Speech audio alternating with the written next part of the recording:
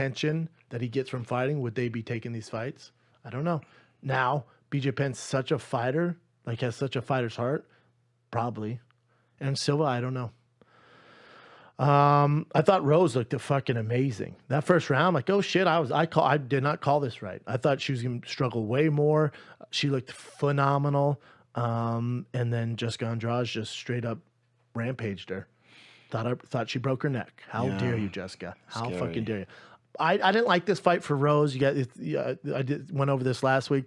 I didn't like that she's the champ, beating probably the most successful women's strawweight of all time twice in Joanna Jędrzejczyk. You kind of protect her. Now, they go, champion should be able to fight anywhere. I get that, but her star is just building. So then you send her to Brazil in her toughest stylistic matchup, and then she loses. It's like, all right.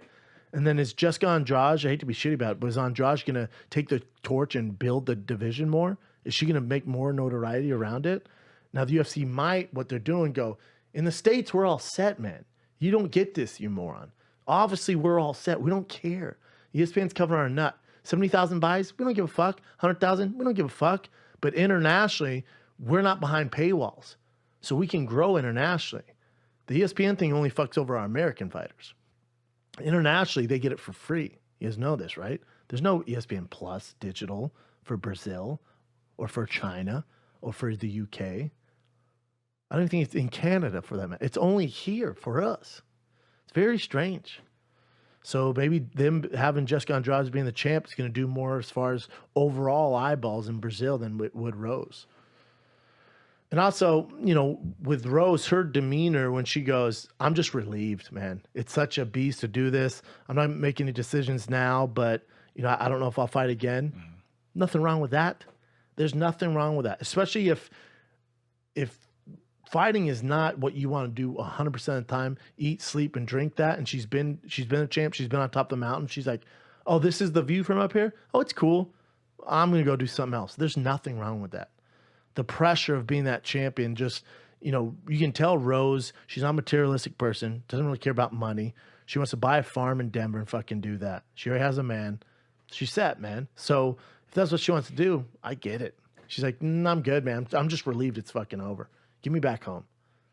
Nothing wrong with that. Notice a lot of people, man, especially more so in UFC than boxing, but when they get to a certain level where they have money, they're content, their legacy's pretty cemented, notice they don't fight a ton or at all anymore.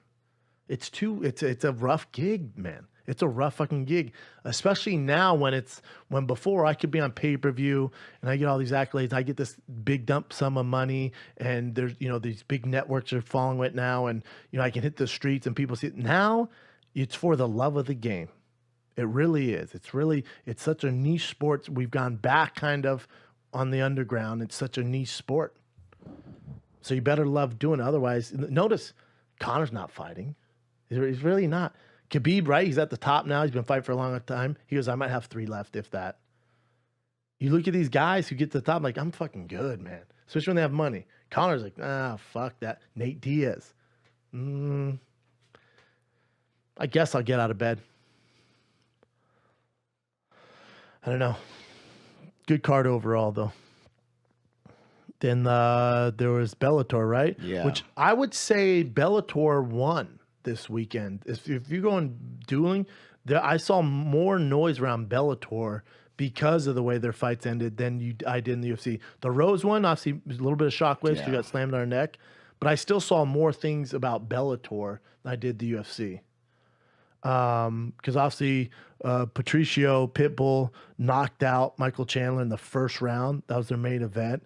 Those are 2 amazing lightweights. And obviously, there's this horrible kind of beef between the 2, and Pitbull's brother and Chandler beat him. So there's and then Pitbull becomes a double champ. So that's pretty dope. And then Douglas Lima, Michael Page. So nasty knockout. If you haven't seen it, look it up. It was all over the place. See, I think that went more viral than anything that the UFC did this weekend, because that was insane.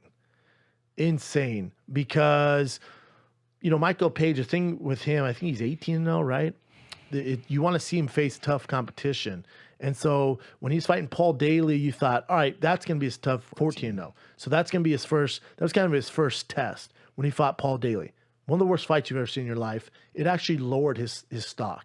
So like, all right, that was just a bad matchup. Paul Daly decided to wrestle. It's not Michael Venom Page's fault. Now in this welterweight tournament, he has no choice. He's going to fight monsters. So you get Douglas Leba, who is hands down one of the best welterweights on the planet Earth. He's fucking amazing. Phenomenal striking. He's only lost a few of the very, very best in the world. Has the great track record. He's a fucking animal. So you know Michael Venom Page can't. We know this is the real deal. He got knocked out. It was a bad knockout, man. And it was kind of weird because it wasn't really a matter of fundamental or skills of getting knocked out. It was like he went for one of those weird like kicks that he does. His movement slipped. Then on the way up, gets just knocked out. He was doing that. It looks like he was getting into the mood of getting that snake punch. He that always he does. Yeah, that's what he does. And then Lima timed it perfectly. He wasn't even faint. He was like staying still. And then kicked him. Yeah. And then the other, so obviously Douglas Lima's highlight went viral. AJ McKee beat Pat Curran. Great. And then our boy Jake Hager was kind of got a lot of flack for holding a choke a little too long. Do you see the guy they fought, this TJ Jones? Shout out to TJ Jones for even having the balls to jump inside that octagon or that ring, that cage, I should say. Yeah. This is TJ Jones. He works at a beef plant. His nickname is Tombstone. Yeah, people are joking like it looks like a fan snuck in, and the way it straight up does. I don't know where to go with this. I mean, when it's only a second fight, so especially at heavyweight, you're usually fighting some pancakes like this. The problem is Jake is such a big name from the WWE coming over, so there's a lot of eyeballs on it. But I would go a little different if I'm Scott Coker, where I wouldn't give him this amateur of a competitor. I would get, because Jake's not like a CM Punk who has zero background. Jake wrestled at Oklahoma. Like, that motherfucker, he's gone through the ringer when it comes to wrestling. So he has such a good foundation. We don't need to give him this much of a cakewalk. Like, come on. And then I guess Jake got a little bit of heat because he held the choke too long. Yeah. This isn't the end of the world. This isn't like, all right. I don't know. Do you want to see a little bit of it? Sure. The tapping that the referee was doing on you was actually your opponent. After the last fight, the guy was wrapping around punches on me still when I had it. So I didn't know it felt like him. It happened so fast. Oh, that's fair. He thought it, because he was tapping hard. Yeah. So he thought he was punching. Exactly. That's fair. There you go. And the ref didn't yell. He But yelled later. again, what's the cool thing to do in society? Oh, let's hate on fucking Jack Swagger. Oh, fuck you, man. You held too long. I guess. The guy seems fine. This looks like more like a Make-A-Wish kind of thing than a competition. All right. I saw all the uproar online. I'm like, geez, he must have held in a fucking deep, deep rear naked choke while the guy was asleep and the guy was bleeding. This must be awful. I watched him like, all right, that wasn't shit. I mean, again, he thought the guy was hitting him. You can't understand. If you want to give anyone flack, I guess you give the ref flack, but he kind of jumped on it pretty early. Not a big deal. All right, what else you got, Chin? Actually, before this, that Volkanovski guy, did you know he was the guy that fought? Yeah, rugby at player. 200 plus pounds. Was he 200 Yeah, pounds? over I knew he 200 played pounds. rugby. There's a picture of him. Looks real thick. Like How good crazy is thick that? or like fat thick? Just kind of thick in general. He's me a problem, man. I would assume you give him a title shot next. That's what he's asking for. What else you gonna do so with this him? one, Give him a you- title shot. Yeah, you spoke about this already, but Rose Namajunas, she mentioned that they asked her for clarification when she was saying that stuff about what she wants to do next, because she seemed like she wanted to be retired, Yeah. but she says she kind of just wants to do something else with her life right now. Yeah, but I think also in hindsight, when in like 2 weeks, find out what she says. When you put everything you have into a fight, and she's going through camp, and that stuff sucks, man. Especially when you come up short and you lose. The last thing you want to do is talk about fight. What's next? It's literally the last thing on planet Earth. So, I just knowing her the way I do, when she very first started, before she was even big and was fighting, I would. This makes sense to me with her. And there's nothing wrong with it at all. But also, again, it's just when you're in Brazil and you traveled that far and you had to go to camp, cutting weight, and it didn't go your way, and there's all this pressure, and people go, man, what's next? You're like, I'm not this. I don't want to do this. I just want to get away from this. So I don't know if necessarily she's going to retire next, but if she does, it would make sense. Good for her. One more thing about that. So she posted this after the fight, I think a day later. She said that that's the last time she lets Dana White pick her walkout song. Oh, God. Why So would you let him apparently, pick your walkout song? apparently she said that, or actually her manager said that Dana picked the last 2 songs because for whatever reason there were technical difficulties, which doesn't make sense, right? Well, here's so when I was fighting in Brazil, and even before that, but really when I was in Brazil, I wanted to come out to this Chris Brown song, and the night before the fight, I get a call from Dana, and he goes, you're not walking out this song. You got to come up with something else. I was like, that's what I want to walk out to. He's like, not happening. So he goes through all the walkout songs. He controls a lot of that. Yeah. That's so lame, man. That's what gets you hyped up, right? That's what gets you like. But in it the can mean moment. something. But also, it doesn't have to get the fans hyped up. It can mean something personally to you. No, that's what I'm saying. It gets you hyped up. Yeah, again, it's not about Dana. Yeah. It's not about what he wants. That's what's fucked up. So what's Rose say here? Well, she just said that. That's the last time I let Dana White pick my walkout song. Thank Brazil. I'll never forget this experience. Then her manager or her agent had to clarify that she said that because she let him pick the song because there were technical difficulties with other songs before, so she didn't want to deal with the hassle. So she's like, oh, you just pick it. What did he pick? Thunderstruck, AC/DC. It's a good song. Yeah, if you're But I mean, yeah, it's 50 years old, it doesn't match Rose's personality. Yeah, can you do? I heard, I remember Uriah Faber talking in an interview a while back that for the longest time he wasn't allowed to walk out to what's it called California Love. by Tupac. Why? I don't know. It just Dana wouldn't let him walk out to that for the longest time, and like finally he did. It's very strange. That is the song for him. Yeah. What else you got? Another one, just going back to Michael Page and his post after the fight about Too much Lima. what? Confidence. Too much success. That's fair. If he's 'Cause being he was in the honest beginning, about yeah. it, if he's being honest about it, that's fair. Some guys have that problem. No, so during the fight he had too much. You know how like he was on the ground, and Lima literally couldn't do anything. He was grabbing onto his wrists and he couldn't move. So he was like, "Damn, I got so much, a boost of confidence from that." So he got a little bit too, I don't know, his ego maybe. The story for Michael Venom Page, I mean, how's he respond to this? Does he come back and you can't give him cakewalks. We're past that point. So give him another tough guy. If he knocks him out, then we know what kind of fighter. Then you can invest. If you're Bellator, you can invest in Michael Venom Page. Mm-hmm. And this is what he said about Lima. And Lima came in too. He's like such a great dude. Lima's amazing. Yeah. So that's what Michael Venom Page was saying about him too. If he had to take one loss, it's to Lima. I mean, probably the greatest striker in Bellator history. You look at his record, his knockout record, stuff like that. His competition. What else you got? This Michael Bisping agrees with you. This is during the post fight show. He said that Anderson Silva should retire. Father Time caught up a long time ago. Yeah. Yeah, with the greatest respect, Anderson Silva needs to retire. He's given so much to sport already. Yeah, I don't think, is there anyone who's like, no, keep going? Maybe a few Brazilians, and then the guys around his camp who make money off when he fights, but in general, no one's like, yeah, keep going, dude. This is awesome to watch. Yeah.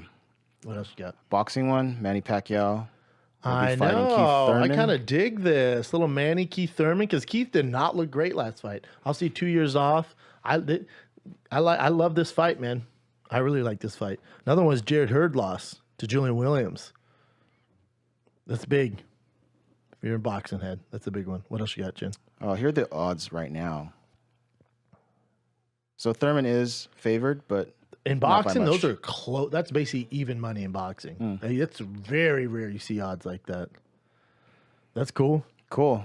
This one came as a surprise too. Tony Ferguson and Donald Cerrone. This for one was UFC interesting. 238. I got a text from my friend. Eddie Bravo, Rogan, and Cal and I have a group trip, and I think I was on stage when this got announced, but they sent me a text that was happening. My first reaction was, "Why, Cowboy? He's never gonna learn." After he just made that statement about Conor or the title, otherwise he's gonna be super disappointed. Now, that being said, if it wasn't short notice, I love this fight. Tony Ferguson, Cowboy, fuck yeah. But also, I guess for Tony Ferguson, who's always been like, dude, I'm not gonna fight anyone else. I need a title. I guess since he's dealing with that kind of outside the cage drama, this is the next best thing. I just hate it for Donald because he definitely took damage against 𝙍𝙀𝙏𝙄𝙍𝙍. That's for sure happening. Yeah. He's never gonna learn, man. I think it's gonna be the one caveat that always cost him his career. But maybe there's more to the story we don't know. Maybe it's told Donald, all right, just fight Tony. We'll pay this much, and then you'll get a guaranteed title shot, or you'll get a guaranteed Conor fight if you win this one. I don't know. Yeah, because they had to add on to this card, so adding them on helps out a ton too. Cejudo, Marlon Moraes, I love. They're great fights, but nothing's like, whoa, amazing. Cejudo, Marlon Moraes, I absolutely love. That will sell 10 pay-per-views. Yeah. Tony Ferguson, Don Cerrone, fuck yes. Tatiana Swarza versus Nina and Seraf. Tatiana's going to mop that girl. So, and then you got to do Tatiana versus fucking Andrade. That's a fight. I think, again, I'm telling you guys, I've been saying this for a long ass time. I told her this on the food truck. Tatiana beats the fuck out of Jessica Andrade. Mops the floor with her. She's got the food truck bump. Got the food truck pole, dog. I'm telling you, it's going to be a problem for her. That card's actually pretty good because Tai Tuivasa versus that Ivanov. A lot of good fights. Fun fucking fight. A lot of good fights. There's a lot of great fights, just not a lot of spectacular. Whoa. But that's, again, so when we go, man, there's no star power in it. That's not the model anymore, guys. The pay-per-view model is done. It's done. They don't give a fuck. As a fan, I love this. This is the best card I've seen in a long-ass time. Ricardo Lamas versus Calvin Kattar, ridiculous fight. Sterling versus Pedro Munoz, amazing fight. Carolina versus Alexa that dime Grasso. piece. Yeah, Grasso. Tai Tuivasa, Jimmy Rivera. Fuck yeah, man. Tatiana, Tony Ferguson, Shevchenko, and then Cejudo. This card is stacked from top to bottom. It's going to sell 20,000 pay-per-views. Who gives a fuck? It's fantastic. We shouldn't even look at the views anymore.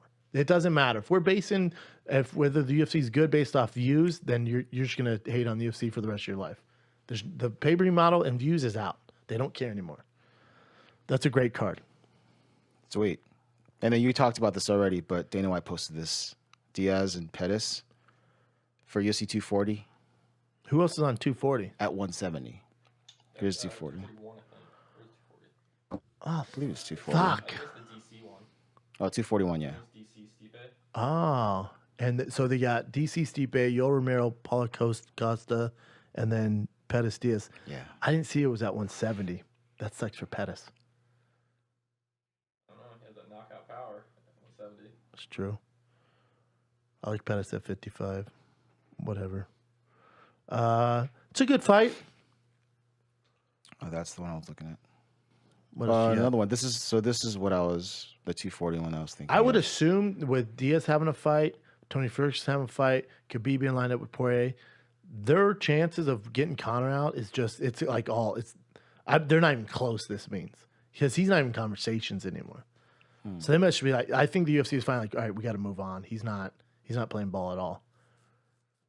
Ortega versus Zabit. It's in talks. They're the rumors. That's what I hear. It's Flow happening. Combat. Yep, it's happening. Great fight. I like it. Cool. And on that card too, this is also from that guy from Flow Combat. This right here, Bobby Green, who talked about retirement, is supposed to in talks to fight Mike Perry. All right. That's a fun fight. Yeah.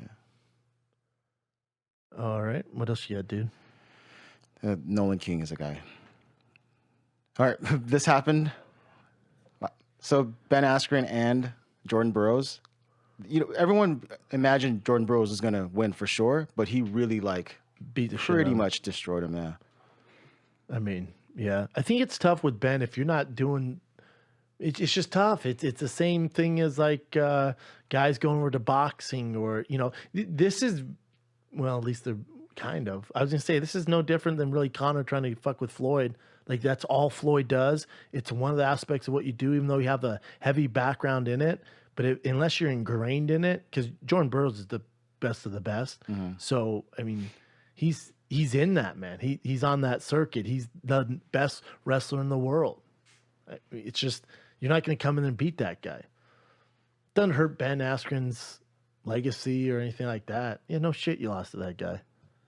And look at what he says here about, he did a lot of like backhanded compliments to Ben Askren to make himself look better. Something Ben said at Sunday's press conference that really resonated with me. Stepping up to a challenge doesn't mean just saying yes when you know you can win. He said, but saying yes even when you know that you could get your butt kicked. That's heart respect. Yeah. Talking about himself too. And then of course, this happened. Dana White said he would be interested in Jordan Burroughs. I feel Jordan Burroughs is more of a Bellator move. Jordan Burroughs is only good at the UFC. They're going to throw him straight to the wolves. It's an ego thing. They're like, oh yeah, gold medal. Check this out, and give him some nightmare matchup for no reason. Bellator would be the way to go for him. What else you got? You already talked about this. Report UFC 236 may have come under 100,000 buys. Yep. That's a report from Dave Meltzer. Yes. Wrestling Observer. And I'm hearing 70,000. This I found interesting. DAZN said that 1.2 million subscribers worldwide watched Canelo and Daniel Jacobs. But in the States is roughly 700,000. But they wouldn't say how many viewed, which I don't know how they can get that. But as far as subscriptions, they said 1.2 million people saw it. Yeah, when people saw complete shit show. 1.2 million people were disappointed in the production. That's what it should say. It was so bad, man. It was pretty bad. Oof. This, you talked about this too, but like it was up in the air. We didn't hear much about it for a while, but Artem Lobov and Paulie Malignaggi are now set for It's in Tampa now. Tampa, June 22nd. That's cool. I hear they struggle with getting, like obviously the commission, but getting medical. Like no doctors want to do it. So we met the doctor who's going to be the doctor for the Tampa one. And he was saying like, especially they're supposed to do in New York, right? It's a problem because the cuts are so like, so it's not the knockouts, right? So people for long, it's like, oh, they should take the gloves away from UFC. You can't do it because guys' face gets so fucked up from all the cuts. Yeah. Sometimes Sometimes the best guy doesn't win because their hands break and there's just cuts. So for the doctors after the fight, it's a nightmare. So I guess they have a hard time finding doctors who want to deal with this. I will watch the shit out of this, though. Chris Levin, Brennan Ward. Johnny Bedford, ex-UFC guy too. That's cool. All right.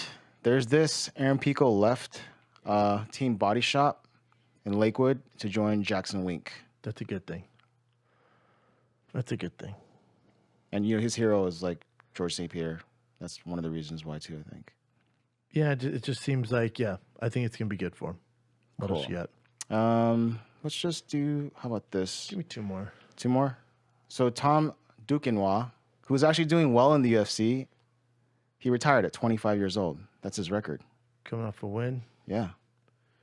He only had 3 fights in the UFC, 2-1. Said, fuck it. Didn't have the heart for it. Good for him. Yeah. Hopefully finds on and goes on to do something cool. Shout out to that dude. I don't think there's any that great ones, but oh yeah, look. This is the one that Daniel's talking about. These guys were fighting in front of 50 Cent at Bellator, and they were both talking to 50 Cent. Hey, what up, 50? That's the work. That's that work. What up, 50? That's that work. Give him the work. Hey, you should be cheering for me. That's that work, baby. He's not cheering for me. He's not what? He's not what? Oh, man, you better get this together, baby. This shit ain't going right tonight. This is why I like Bellator. They kill us. That's right. They kill it. Talking to you from right there. This is serious shit.